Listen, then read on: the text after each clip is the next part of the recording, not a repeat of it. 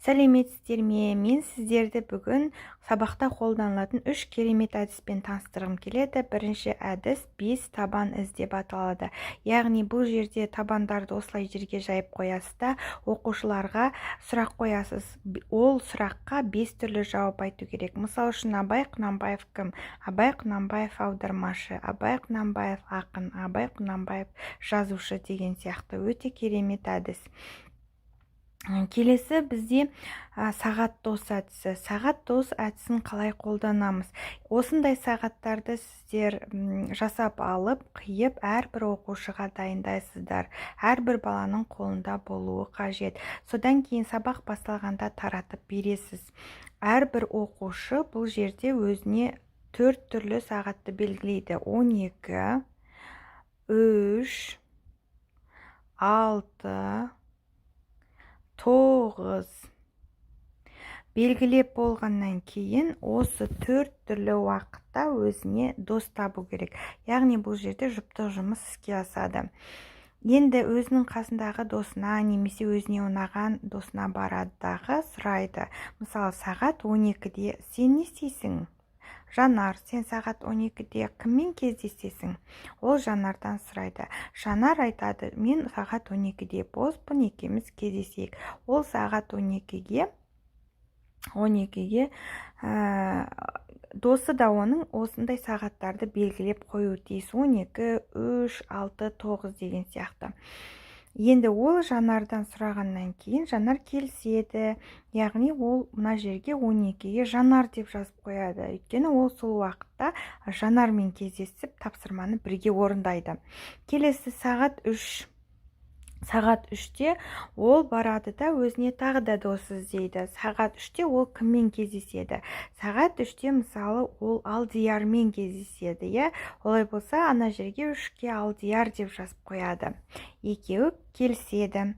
Келесі сағат 6-ға іздейді. Мына жақта мысалы Алдияр өзіне Еділ деп жазып қояды. Өйткені ол Еділмен келісіп алды. Енді сағат 6-ға іздейді, дос іздейді. 6-ға кіммен кездессем болады? Ол Маратпен кездеседі, Марат деп жазып қояды. Маратпен келіседі. Келесі сағат 9-та ол Әлиямен кездеседі, 9-ға Әлия деп жазып қояды.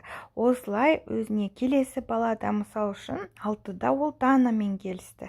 Дана деп жазып қояды. Сағат 9-да ол Әсеммен келісті. Әсем деп жазып қояды. Сағат 12-де мысалы ол Мұратпен келісті. Яғни Мұрат деп жазып қояды. Осыны балалар жазып болған соң 4 түрлі тапсырманы 4 оқушымен орындап шығады. Мысал үшін Жанармен бірінші тапсырманы Жанармен бірге жұптық жұмыс ретінде орындайды. Мұғалім ол тапсырманы береді. Келесі Алдиярмен орындайды, орын ауысып отырады. Келесі тапсырманы Маратпен орындайды. Одан кейінгі тапсырманы Әлиямен орындайды. Сонда ол бір сабақта 4 түрлі баламен жұмыс жасап шығады. Яғни бұл жұптық жұмыста өте жақсы керемет нәтиже береді. Келесі біздегі әдіс ол көбейту кестесін жаттауға арналған әдіс. Ол үшін де сағатты қолдануға болады. Тек қана 11 мен 12-ні қолданбаймыз. Мысал үшін екі жерде бірім неше? Яғни 2-ні көбейту 1-ге. 2-ні 1-ге көбейтсем неше болады? Әрине, ол 2 болады. 2 көбейту 1, астын ашып қараймыз. 2. 2 көбейту 2, 4. 2 көбейту 3, 6. 2 көбейту 4, 8.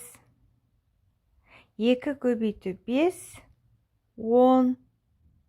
2 көбейту 6, 12, 2 көбейту 7, 14, 2 көбейту 8, 16, 2 көбейту 9, 18, 2 көбейту 10, 20. Бұны басқа да сандарға қолдануыңызға болады. Тыңдағандарыңызға рахмет.